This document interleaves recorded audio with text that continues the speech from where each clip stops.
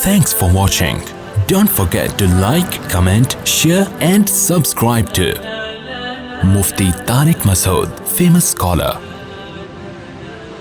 صحیح بخاری میں ہے حضرت سلیمان علیہ الصلاۃ والسلام کی 100 بیویاں تھیں. حضرت سلیمان نے قسم اٹھائی کہ میں اپنی 100 بیویوں سے آج رات ہم بستری کروں گا اور ان سے 100 بیٹے پیدا ہوں گے اور 100 بیٹوں کو اللہ کے راستے کا شہسوار بناؤں گا, مجاہد بناؤں گا. انشاءاللہ کہنا بھول گئے. یہ حدیث میں آتا ہے. ایک روایت میں 60 بیویوں کا ذکر ہے, ایک میں 100 بیویوں کا ذکر ہے. دونوں بخاری کی روایتیں ہیں. تو بعض لوگوں نے تو کہا کہ 60 اور 100 میں تضاد ہے لہذا دونوں غلط. تو ایسا نہیں ہے. یہ عدد میں تضاد سے حدیث میں تضاد لازم نہیں آتا. علامہ ابن حجر نے لکھا ہے حفظ کل ما لم يحفظه الآخر. ایک روایت کے الفاظ ایک راوی پوری طرح ضبط کرتا ہے, دوسرا وہ الفاظ پوری طرح محفوظ نہیں کرتا, تو دونوں میں ٹکراؤ نہیں ہوتا. اصل واقعہ صحیح ہے. باقی 60 اور 100 کے عدد میں راوی نے اس کو بیان کرنے میں اتنا اہتمام نہیں کیا. تو وہ کہتے ہیں کہ جو 100 کی روایت ہوتی ہے نا ایسے موقع پر وہ لی جائے گی, کیونکہ وہ جو کم عدد بیان کرنے والا وہ احتیاط کے پہلو کو نظر رکھ رہا ہے. تو اب 60 اگر ہوں یا 100 ہوں, سلیمان علیہ السلام نے قسم اٹھائی کہ میں اپنی 100 بیویوں کے قریب جاؤں گا اور اللہ اس سے 100 بیٹے پیدا کرے گا اور 100 کے 100 بیٹوں کو میں اپنے اللہ کے راستے کا شہسوار بناؤں گا, مجاہد بناؤں. ان کے نسل بڑھانے کے یہ جذبے تھے, نسل بڑھے نسل. اور آج حال دیکھو. آج ایک سفیر آئے ہوئے تھے ہمارے جامعۃ الرشید میں, پاکستان کے سفیر ہیں ڈاکٹر نذیر احمد. 33 سال پاکستان کے سفیر رہے ہیں. وہ لاہور کی یونیورسٹی کے بڑے بھی ہیں. وہ جتنے بڑے بڑے حکمران ہیں ہمارے, ایوب خان, بھٹو, ضیاء الحق, جنرل مشرف, جنرل راحیل, ان سب کے ساتھ ان کے بیرون ملک دورے ہوئے. بڑے قابل آدمی ہیں. تو انہوں نے یہی بات بتائی جو میں چیختا رہتا ہوں, مولویوں کی باتیں تو سمجھ میں نہیں آتی نا, چلے ان لوگوں کی رپورٹ ہی پر یقین کر لیں. کہہ رہے تھے کہ پاکستان میں 1983 جو تھا نا, 83 میں پاکستان میں جوانوں کا ریشو بوڑھوں کی نسبت زیادہ تھا اور بہت اچھا ریشو تھا. کمانے والے زیادہ اور کھانے والے کم. اس کے بعد یہ ریشو آہستہ آہستہ آبادی کم ہو رہی ہے, گر رہی ہے, گروتھ ریشو کم ہو رہا ہے. تو لیکن پھر بھی اتنا کم نہیں ہے. تو یہ آبادی چند سالوں تک بڑھے گی, لیکن رپورٹ یہ کہ آہستہ آہستہ پھر کم ہونا, یعنی گروتھ ریشو زیرو ہو جائے گا. جب زیرو ہو جائے گا, کیونکہ جس طرح سے یہ مہم چل رہی ہے نا بچے کم اچھے, تو فیوچر میں پاکستان بھی کبھی وہی حشر ہوگا جو سویڈن اور جاپان کا ہوا ہے. سویڈن اور جاپان بڈھوں کا ملک کہلاتا ہے. سویڈن کون سا ملک کہلاتا ہے؟ بڈھے, کھانے والے زیادہ, کمانے والے کم, کیونکہ گروتھ ریشو بہت کم ہو گیا نا.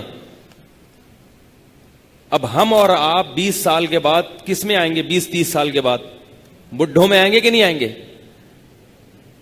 اور ہمارے بچے اگر زیادہ نہ ہوئے تو 2 بچے ہوئے اگر, تو ہمارا بوجھ بھی ان 2 بچوں پہ اور ان کا اپنا بوجھ بھی ان 2 بچوں پہ اور ان کی اولاد کا بوجھ بھی, بولو نا, ان 2.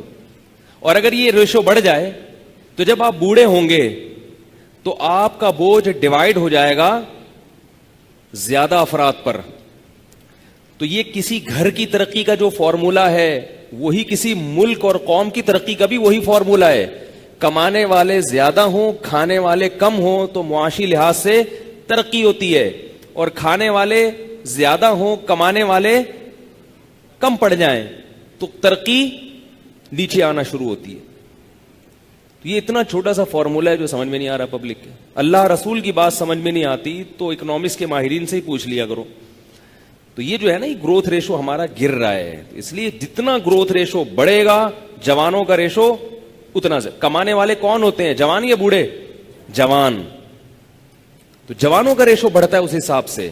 تو آبادی کے یہ جو کہا جاتا ہے نا کسی ملک کی آبادی اتنی زیادہ, یہ تو بہت زیادہ ہے. زیادہ اور کم آبادی کا افراد سے تعلق نہیں ہے. یہ بہت اہم پوائنٹ کی بات کر رہا ہوں. مثال کے طور پر کسی گھر میں 20 آدمی رہتے ہیں اور کسی گھر میں 4 آدمی رہتے ہیں. اب آپ یہ نہیں کہہ سکتے جس گھر میں 20 رہتے ہیں وہ تو بہت زیادہ ہیں, وہ کہاں سے کھاتے ہوں گے, کہاں, وہ تو ان کی تو خوراک کا خرچہ بہت زیادہ ہوگا, وہ تو غریب ہو جائیں گے. اور جس گھر میں 4 رہتے ہیں وہ غریب نہیں ہوں گے. نہ, جس گھر میں 4 رہتے ہیں اگر اس میں کمانے والے زیادہ اور کھانے والے کم ہوں تو وہ 4 ہو کے بھی مالدار بن جائیں گے. اور اگر جس گھر میں 4 آدمی رہتے ہیں اس میں کھانے والے زیادہ ہوں, کمانے والے کم ہوں, تو وہ تھوڑے ہو کے بھی کیا ہو جائیں گے, غریب.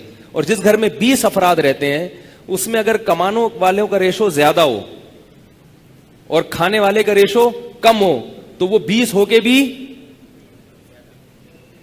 امیر ہو جائیں گے. تو یہ فارمولا ہے. تو ہم پتہ ہے کیا دیکھتے ہیں, ہمارے ملک کی آبادی 20 کروڑ ہو گئی, یہ 20 کروڑ آبادی کیسے کھائے گی, کیسے کمائے گی. او بھائی 20 کروڑ سے کچھ نہیں ہوتا, 20 کروڑ کیا 40 کروڑ بھی ہو جائے, یہ دیکھا جائے گا جوانوں کا ریشو کم ہے کسی کنٹری میں یا زیادہ ہے. جوانوں کا ریشو زیادہ تو وہ سونے کے نوالے کھائیں گے وہ. اب سویڈن اور ڈنمارک میں پتہ ہے نتیجہ کیا نکلا ہے. ڈنمارک, سویڈن, جاپان, یہ لوگ چونکہ پہلے اتنی ترقی کر چکے ہیں کہ اب یہ پینشن کھا رہے ہیں بیٹھ کے. بعض دفعہ ایک آدمی اتنا کما لیتا ہے کہ بڑھاپے میں وہ پینشن پہ چل رہا ہوتا ہے. تو ان لوگوں نے اتنی ترقی ماضی میں کر لی ہے کہ اب اس بڑھاپے کی وجہ سے ان بالکل تباہ نہیں ہوئے, لیکن تباہی شروع ہو چکی ہے. اگر انہوں نے وہ ترقی نہ کی ہوتی نا تو یہ تو بالکل ہی کشکول لے کے گھوم رہے ہوتے دنیا میں. اور اگر انہوں نے کا گروتھ ریشو بڑا ہوتا, آبادی کا ریشو ان کو بڑا ہوتا, تو ان کی ترقی اس سے 10 گنا زیادہ ہوتی. اب سویڈن میں انہوں نے بتایا کہ یہ قانون بنا دیا ہے کہ 60 سال کی عمر ریٹائرمنٹ کی نہیں ہے, 75 سال میں بندہ ریٹائر ہوگا.